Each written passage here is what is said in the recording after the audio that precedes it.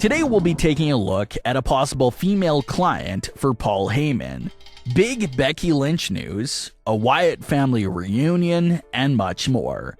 Let's start things off with this talk about a big returning female client for Paul Heyman. How did this topic come into discussion? Well, the discussion was first started after a fan had posted a funny side-by-side comparison of some very similar things that Brock Lesnar and Bayley have in common. The picture posted by the fan shows that Brock and Bayley have the same wink. They both had Paul Heyman bow down to their hand, they both stood tall on top of the steel steps, and they both posed with Sami Zayn.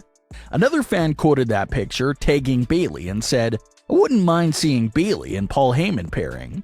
Bayley actually noticed the tweet and responded to the idea and to the fan by saying, quote, "Mind your own business, Alan," end quote. So, not the most detailed response to the idea, but she was messing around and reacting in character. But the idea itself is very interesting and was still something fans were talking about. Obviously, the new pairing of Paul Heyman and Roman Reigns was very impactful and launched Roman into this whole new atmosphere coming off a big return.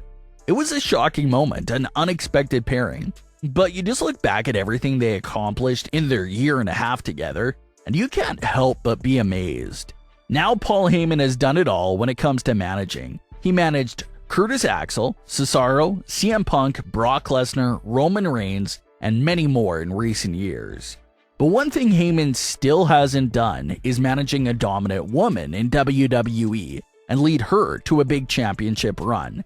Initially, everyone thought Ronda Rousey would be the first huge female client for Paul Heyman, and that theory did make sense. Heyman and Ronda are close friends outside of WWE, and you can also argue that Ronda dominates the women just as hard as Brock dominates the men. So Ronda Rousey was the perfect fit for Heyman. Really checked off all the boxes to be that female client. But as we know, that never happened. So the idea of the female client being Bayley is a fun idea to play around with. Bayley's character and persona has been evolving beautifully over the last few years. We saw her go from her initial hugger character to this tweener character, and then she made the full change to being heel, and really perfected her heel persona right around the time of her unfortunate freak injury. So are we set to see Bayley's character evolve again upon her return? It's a possibility, can't count it out. Imagine how a new look and new attitude Bayley would look like being paired up with Paul Heyman. Bayley is already established. She already is a Grand Slam champion, but pairing her up with Heyman may take her up a notch the same way it did with Roman. As far as the latest on Bayley's recovery and return goes, everything still seems to be on schedule. Bayley has stated that her leg feels good and she's really close. Bayley has been still rocking the massive knee brace, but that's probably something that she'll always use for the immediate future for extra support on that surgically repaired knee. She may even bring a brace of some sorts back with her to the ring. That's a possibility as well. But it was just a real fun idea to think about how Bayley would be under the control of Paul Heyman. Is that something you would like to see or not? What other woman would be a perfect fit for Paul Heyman to manage? In other news, it looks like the fight is officially over. Reports claim that WWE and Becky Lynch no longer will continue the legal fight with Ric Flair over the rights to The Man.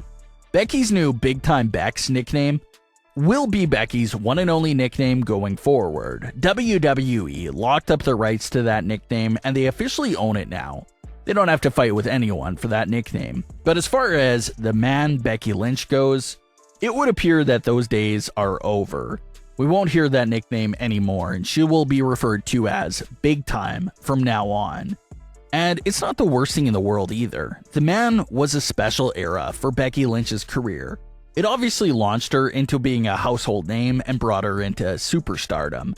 But like we always mentioned, it's all about evolving with WWE. Becky can't be the Man for the rest of her career. You have to keep changing. So that's why this whole legal battle with Ric Flair could have been another blessing in disguise as well. It forced Becky Lynch to give up that nickname and basically enter a new era for her character, this big time era. The man era was all about Becky's grind to the top of the mountain, and now, the big time era consists of Becky now being established as a top star and defending that position from the rest of the women in the division. So that's why WWE no longer being allowed to use the man isn't really the end of the world. At least they did get to officially move on to this new era for Becky Lynch's character.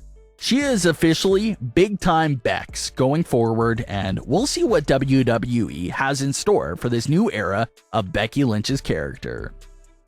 There's a big reunion happening outside of WWE. Half of the Wyatt family, Braun Strowman and Eric Rowan, will be reuniting as a team on a wrestling show at the end of January to take on Enzo and Bully Ray. That's a real big tag team match right there, which features a lot of former WWE superstars, and obviously that big Wyatt family reunion. So we'll see how that one turns out. It was reported for the weeks leading up to that event that a big moment would take place there. That would give us the reason to see another WrestleMania match between Brock and Roman. Now, we obviously didn't get to see that big moment take place at day one, but a new report seems to be explaining what would have happened had Roman Reigns defended his title at day one. The report claims that Paul Heyman would have came out at day one during the closing moments of Roman Reigns versus Brock Lesnar. There probably would have been a moment of uncertainty there with Heyman, since everyone wouldn't have been sure of who he was there to help. Heyman would then shock everyone by screwing Roman Reigns over and costing him the Universal title to Brock Lesnar. That would have been the big reunion moment between Brock and Heyman. We still most likely would have saw that promo from Raw between Brock and Heyman, but it probably would have occurred on SmackDown, and Brock would have been holding the Universal title instead of the WWE title. Since Roman was legitimately screwed out of his title and Brock Lesnar had to cheat to win it, in this situation, it would have been interesting to see if this would have turned Roman babyface and turned Brock heel. But that was the original plans. Since Roman didn't lose straight up, the main event of WrestleMania most likely would have been Brock Lesnar vs. Roman Reigns, with Roman entering the match as the challenger this time around. So it looks like WWE was fully ready to end Roman's undefeated streak and title reign at day one. But now that we weren't able to go through with those plans, it'll be interesting to see how they keep this title reign going until WrestleMania. But what are your thoughts on all of today's stories? Leave your comments below, don't forget to subscribe with all notifications on, and leave a like if you enjoyed. Thanks for watching, guys.